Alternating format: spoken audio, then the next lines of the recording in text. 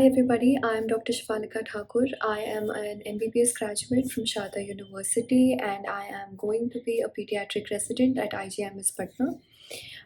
This is my second video on my blog and this one is going to be all about how you should prepare now that you have 3 months left for your NEET examination. I feel like I owe all of you an explanation as to how I did it, how I went from a peripheral medical college MBBS graduate to getting a good rank in NEET PG 2021. My rank was 1773, which was a huge jump from my previous rank that was 39,000 rank in NEET PG 2020. Though I gave my NEET PG 2020 completely unprepared, as I was more focused on learning clinical skills in my internship, but I do think that even those 38,000, the rank that I secured was a good rank compared to the effort I had put in. Now, coming to the main question, now that you're left with 3 months, there are a lot of things that you have covered, a lot of things that you have covered but you don't remember, a lot of things you might have just left. So, the question that comes to all of you is what should you do now? How should you map up the whole 3 months that is left so that you can work as efficiently as possible? So, what I did in my final 3 months worked out for me very well. It's not always that what worked out for me would work out for you as well, but this is a brief outline on how it can be done if you are in a position that you do not know what to do at all. So last year also we had a lot of postponements and you are facing a similar situation right now.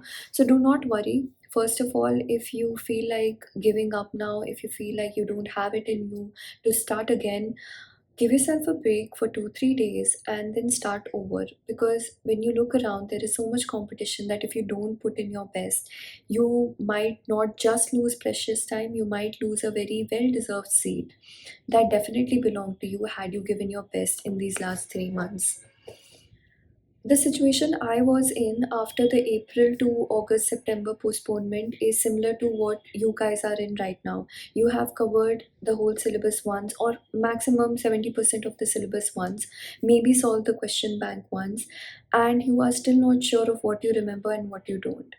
So, the best way and the most efficient way to organize these 3 months for people like you is to divide these 3 months into a 3 is to 2 is to 1 ratio.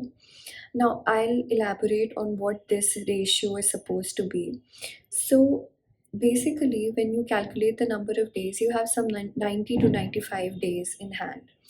So, the best way to divide these days is 50, 30 and 10, or 45, 30 and 50.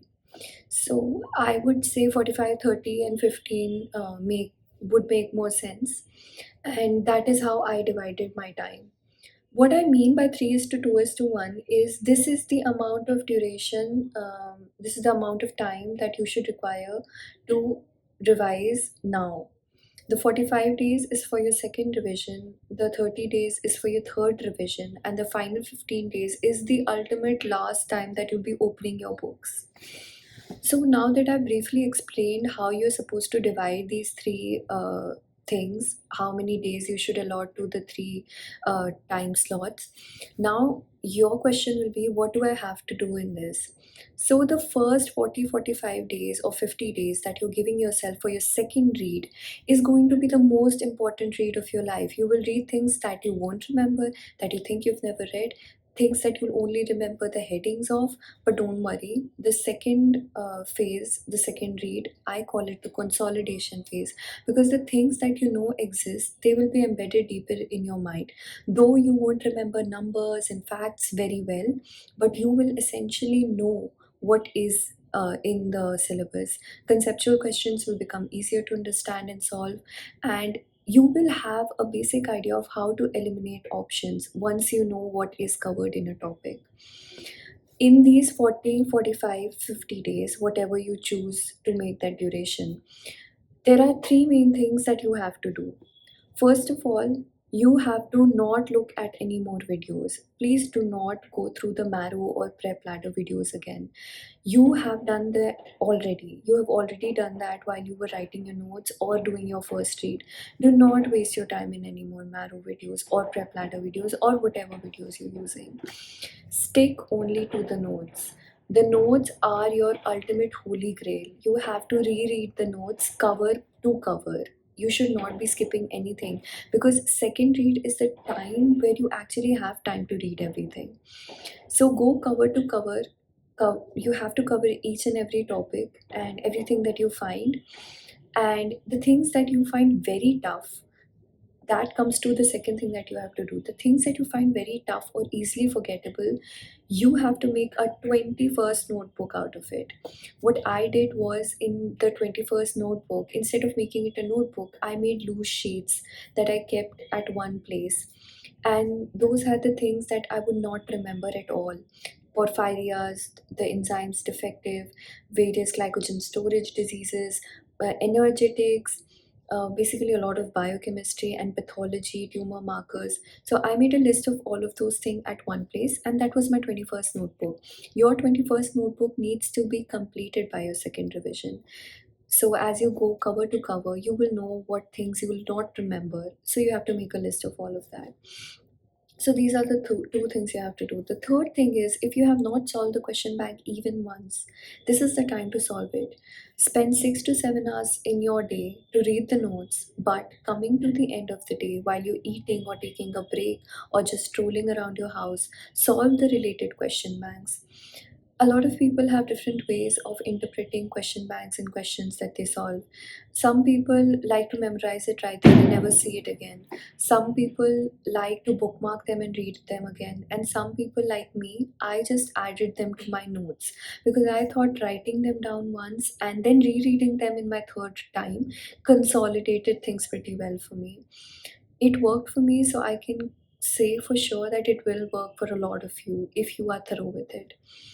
But whatever be it, you have to do the question bank once and bookmark it, solve it, memorize it right there, or add it to your notes. Just do it. Do not skip the question bank. They orient you to the topics that are important, they orient you to how questions can be asked. So, these are the three main things that you have to do in your 3:2:1 made the three section. So that's how your 50 days are going to pass. How you have to distribute time for the various subjects is something that is very subjective. I took 5 to 6 days to do gynae, 4 days to do surgery, 9 days to do medicine.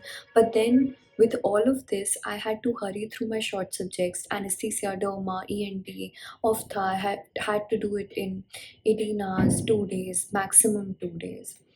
So, this depends a lot on how well you know a subject.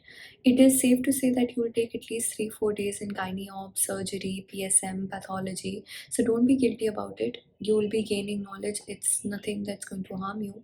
But do make sure that by the end of 45 days in a 50-day schedule, you are at least done with 18 or 17 subjects.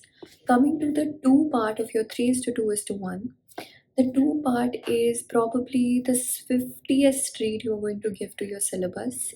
It's basically remembering the things you have learned and re-revising the important topics.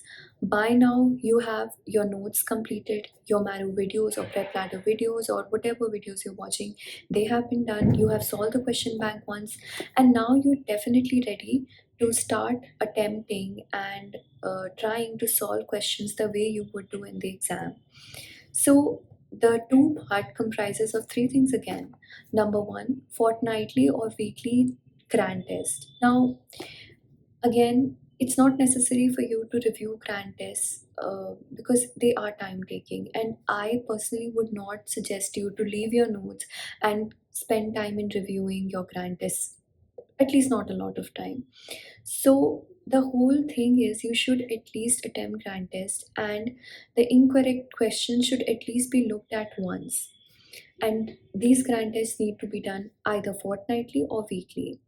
I made a mistake here. I did not attempt a lot of grand tests, and that's not a mistake that is forgivable. I probably lost a few marks there. So do not do that. The second thing that you have to do is a swift read. The swift read is focused on your notes. This is the time where you'll be reading and rereading the underlined section. How I used to do it, I used to set good deadlines, swift deadlines for short subjects like 16 hours or 18 hours. I would read through a chapter and then just remember the facts and questions that had been asked so that I know that I remember at least the basic important things. You do not have to keep going back on the notes that you've already completed. What's done is done. This is your last read. You have to have confidence in what you've read. Again, here the reading that you do of your notes needs to be cover to cover, but here you can skip the questions and the topics that have not been touched at all. There are some topics that are not touched at all in Neet, and some that are really high yield in INI. So when you have solved the question banks and see you have seen what have appeared as questions before, you get a fair idea to say, like in I&I, for example, glycogen storage disease is a high yield topic. Porphyria's enzyme problems is a high yield topic. Metabolic disorders is high yield. But in need, it's not so. So this is a call that you have to take. The things that you see have been repeated quite a lot of times need to be touched thoroughly in your third read. And that is how you do notes cover to cover, but you have the liberty to skip a lot of things.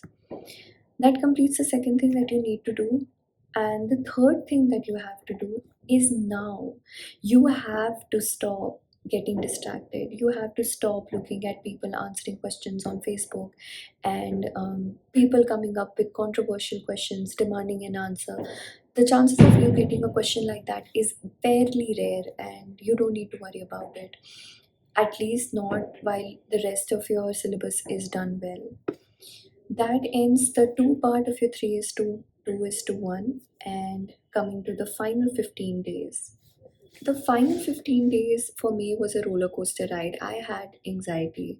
I could not sit straight for 2 hours or 3 hours. So I would say, first of all, maintain your calm. You have 15 days. It's still a lot, and it is a lot, so you cannot just let it go to waste. These final 15 days are your deal maker or deal breaker.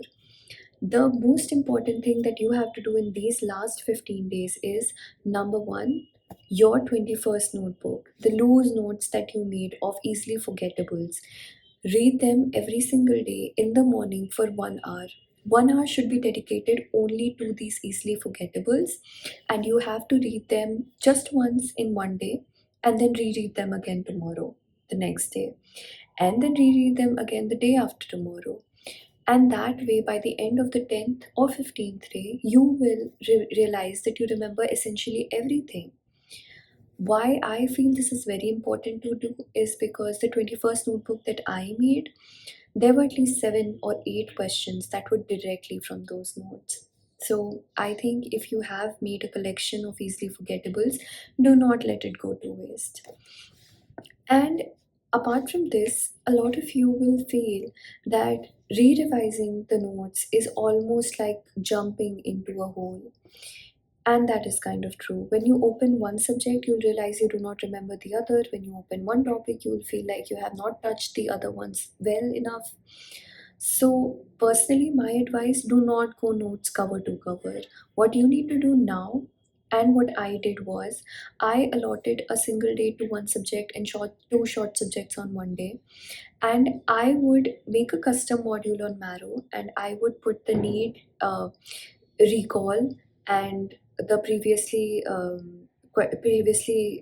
appeared questions, and I just solved the repeat questions.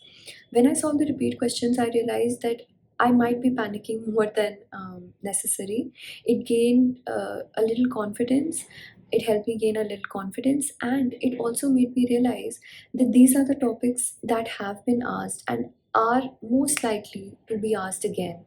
If not the exact questions, at least the broad topic. Like twins is a high yield question in Obs Gynae.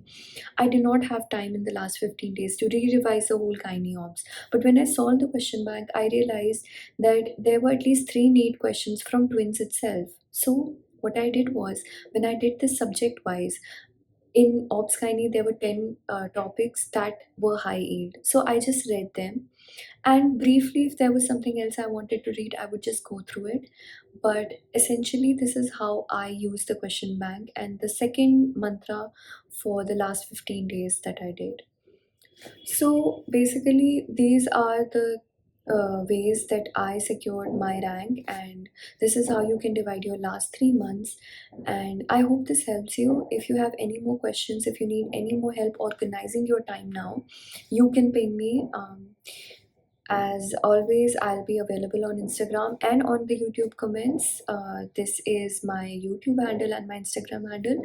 I hope I'm of any help to you, and I hope some of you can get some information and inspiration from these 3 months organization video that I have made. Thank you so much for your time, and do not waste any more time. Just get back to your books, and sure, let me know if there is anything else that I can help you guys with. Thank you so much.